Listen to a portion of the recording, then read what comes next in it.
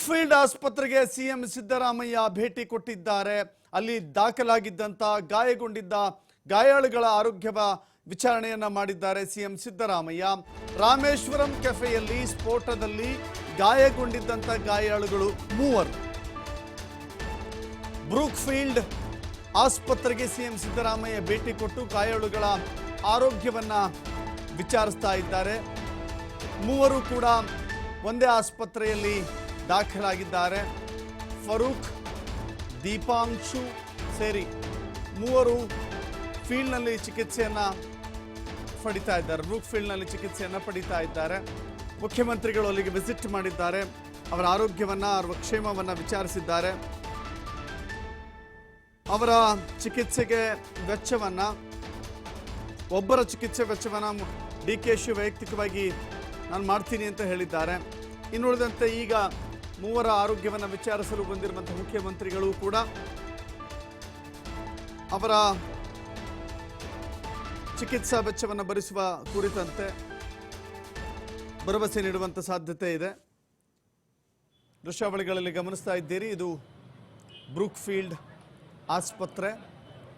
ಈ ಆಸ್ಪತ್ರೆಯ ಈ ಆಸ್ಪತ್ರೆಯಲ್ಲಿ ದಾಖಲಾಗಿರುವಂತಹ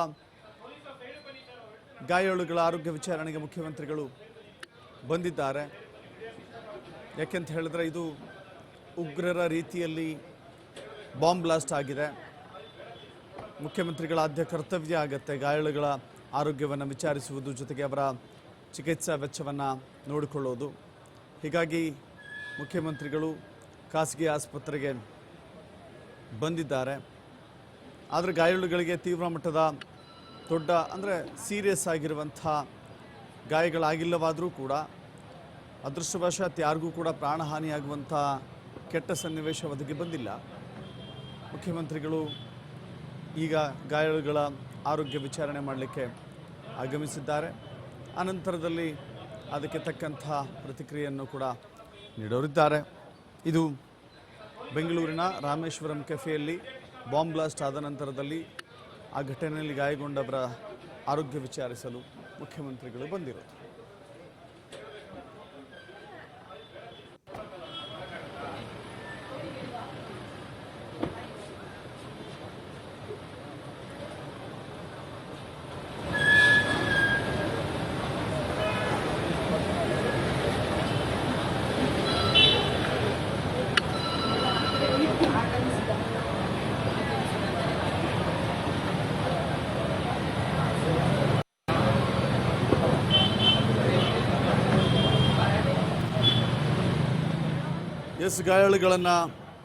ಗಾಯಾಳುಗಳು ದಾಖಲಾಗಿರುವ ಮತ್ತು ಅವರಿಗೆ ಚಿಕಿತ್ಸೆ ನೀಡ್ತಾ ಇರುವಂಥ ದೃಶ್ಯಾವಳಿಗಳನ್ನು ಕೂಡ ನೀವು ಗಮನಿಸ್ತಾ ಇದ್ದೀರಿ. ಸ್ಫೋಟದಲ್ಲಿ ಗಾಯಗೊಂಡಿರುವಂಥವರ ಸಂಪೂರ್ಣ, ಯಾಕೆಂತ ಹೇಳಿದ್ರೆ ಆ ತೀವ್ರತೆ ಬಹಳ ಹೆಚ್ಚಿನದ್ದಾಗಿತ್ತು.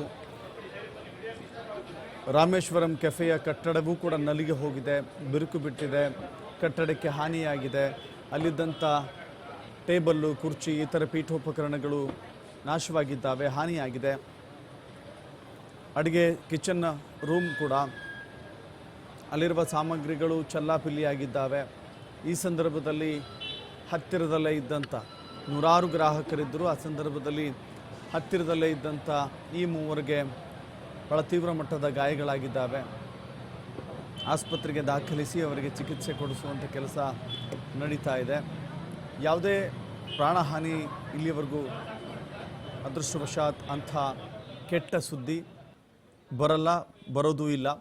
ಆದರೆ ಗಾಯಾಳುಗಳು ಚೇತರಿಸಿಕೊಂಡಿದ್ದಾರೆ, ಮಾತನಾಡ್ತಾ ಇದ್ದಾರೆ, ಚಿಕಿತ್ಸೆಗೆ ಸ್ಪಂದಿಸಿದ್ದಾರೆ.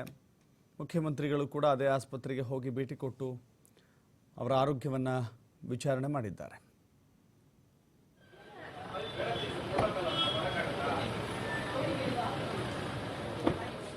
ಇದೀಗ ನೇರವಾಗಿ ಆಸ್ಪತ್ರೆಯತ್ತ ತೆರಳೋಣ. ಅಲ್ಲಿ ನಮ್ಮ ಪ್ರತಿನಿಧಿ ಕಾರ್ತಿಕ್ ನೇರ ಸಂಪರ್ಕದಲ್ಲಿ ಜಾಯ್ನ್ ಆಗ್ತಾ ಇದ್ದಾರೆ. ಕಾರ್ತಿಕ್, ನಿನ್ನೆ ಈ ಘಟನೆಯಲ್ಲಿ ಗಾಯಗೊಂಡಿರುವಂಥವರ ಪರಿಸ್ಥಿತಿ ಸದ್ಯಕ್ಕೆ ಹೇಗಿದೆ? ಮುಖ್ಯಮಂತ್ರಿಗಳು ಬೇರೆ ಬಂದಿದ್ದಾರೆ, ಅವರ ಆರೋಗ್ಯವನ್ನ ವಿಚಾರಣೆ ಮಾಡ್ತಾ ಇದ್ದಾರೆ. ಏನೆಲ್ಲ ಅಪ್ಡೇಟ್ ಸಿಗ್ತಾ ಇದೆ ಕಾರ್ತಿಕ್?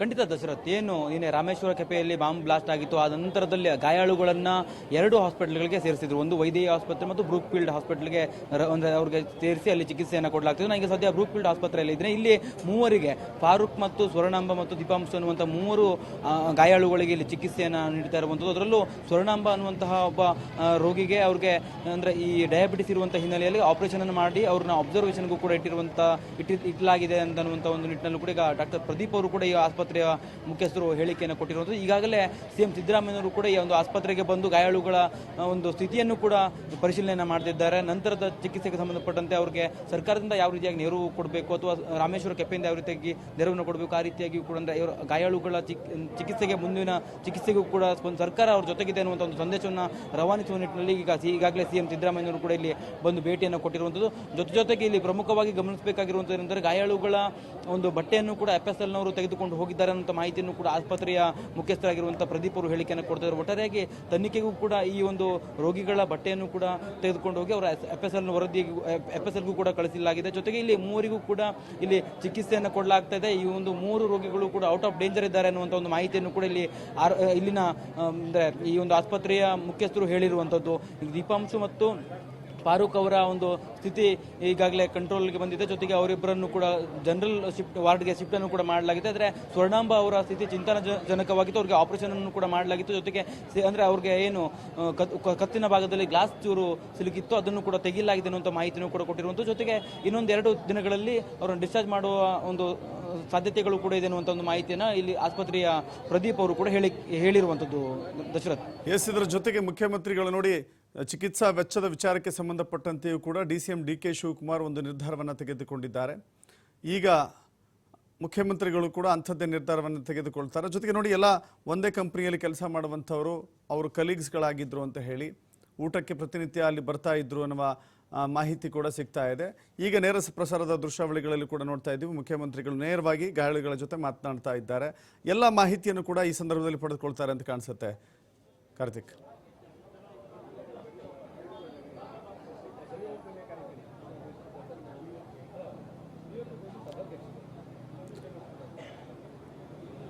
ಮತ್ತೆ ಸಂಪರ್ಕ ಮಾಡೋಣ. ನೇರ ಪ್ರಸಾರದಲ್ಲಿ ನೀವು ದೃಶ್ಯಾವಳಿಗಳನ್ನು ಗಮನಿಸ್ತಾ ಇದ್ದೀರಿ. ಮುಖ್ಯಮಂತ್ರಿಗಳು ಬ್ರೂಕ್ ಫೀಲ್ಡ್ ಆಸ್ಪತ್ರೆಗೆ ಭೇಟಿ ಕೊಟ್ಟಿದ್ದಾರೆ. ಗಾಯಾಳುಗಳನ್ನು ಮಾತನಾಡಿಸ್ತಾ ಇದ್ದಾರೆ.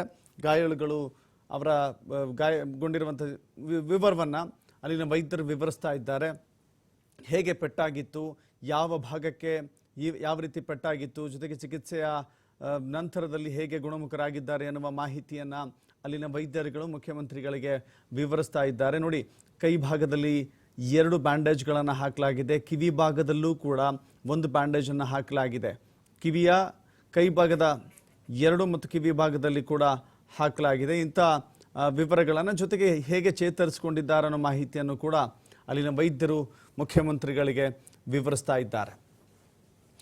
ಈಗ ಮತ್ತೆ ಸಂಪರ್ಕಕ್ಕೆ ಸಿಕ್ಕಿದ್ದಾರೆ ನಮ್ಮ ಪ್ರತಿನಿಧಿ ಕಾರ್ತಿಕ್, ತಾವು ಹೇಳ್ತಾ ಇದ್ರಿ ಈಗ ಮುಖ್ಯಮಂತ್ರಿಗಳು ನೇರವಾಗಿಯೇ ಗಾಯಾಳುಗಳ ಜೊತೆ ಮಾತನಾಡಿದ್ದಾರೆ, ವಿವರಗಳನ್ನು ಪಡೆದುಕೊಂಡಿದ್ದಾರೆ. ಜೊತೆಗೆ ಅಲ್ಲಿ ಯಾವ ರೀತಿ ಘಟನೆ ನಡೀತು, ಯಾವ ಭಾಗಗಳಿಗೆ ಏಟು ಬಿತ್ತು, ಜೊತೆಗೆ ಯಾವ ಪದಾರ್ಥಗಳು ಅಥವಾ ಆ ಸ್ಫೋಟದ ತೀವ್ರತೆಯಲ್ಲಿ ಬಂದಿರುವಂಥ ಯಾವ ಪದಾರ್ಥಗಳು ಬಡಿತು, ಈಗೆಲ್ಲವೂ ಕೂಡ ಮಾಹಿತಿಯನ್ನು ಹಂಚ್ಕೊಳ್ತಾ ಇದ್ದಾರೆ.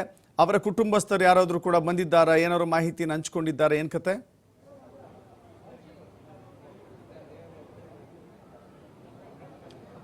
ಖಂಡಿತ ದಶರಥ್, ಈಗಾಗಲೇ ಸಿಎಂ ಸಿದ್ದರಾಮಯ್ಯನವರು ಈ ಒಂದು ಆಸ್ಪತ್ರೆಗೂ ಕೂಡ ಭೇಟಿ ಕೊಟ್ಟಿರುವಂಥದ್ದು. ಗಾಯಾಳುಗಳ ಕ್ಷೇಮವನ್ನು ಕೂಡ ವಿಚಾರಿಸ್ತಾ ಇದ್ದಾರೆ. ಸ್ಥಿತಿ ಯಾವ ರೀತಿ ಇದೆ ಅನ್ನುವಂಥದ್ದನ್ನು ಕೂಡ ಈ ಆಸ್ಪತ್ರೆಯ ಮುಖ್ಯಸ್ಥರಿಂದ ಕೂಡ ಮಾಹಿತಿಯನ್ನು ತೆಗೆದುಕೊಳ್ತಾ ಇದ್ದಾರೆ. ಜೊತೆಗೆ ಇಲ್ಲಿ ಸ್ವರ್ಣಾಂಬ ಅವರ 30% ಸುಟ್ಟಗಾಯ ಆಗಿರುವಂಥ ಹಿನ್ನೆಲೆ ಅವರಿಗೆ ICUನಲ್ಲಿ ಚಿಕಿತ್ಸೆಯನ್ನು ನೀಡಲಾಗ್ತದೆ. ಅವರು ಡಯಾಬಿಟಿಸ್ ಕಾಯಿಲೆಯಿಂದಲೂ ಕೂಡ ಬಳಲ್ತಾ ಇರುವಂಥ ಹಿನ್ನೆಲೆಯಲ್ಲಿ ಹೆಚ್ಚಿನ ನಿಗಾವನ್ನು ಕೂಡ ಇಟ್ಟಿದ್ದಾರೆ. ಯಾಕಂದರೆ ಈಗಾಗಲೇ ಅವರಿಗೆ ಆಪರೇಷನ್ ಕೂಡ ಮಾಡಲಾಗಿದೆ, ಯಶಸ್ವಿಯಾಗಿದೆ. ನಿನ್ನೆಯೂ ಕೂಡ ಇಲ್ಲಿ ಅಂದರೆ ಗೃಹ ಸಚಿವರು ಕೂಡ ಭೇಟಿಯನ್ನು ಕೊಟ್ಟಿದ್ದರು. ಇವತ್ತು ಸಿಎಂ ಸಿದ್ದರಾಮಯ್ಯನವರು ಭೇಟಿ ಕೊಟ್ಟಿರುವಂಥದ್ದು.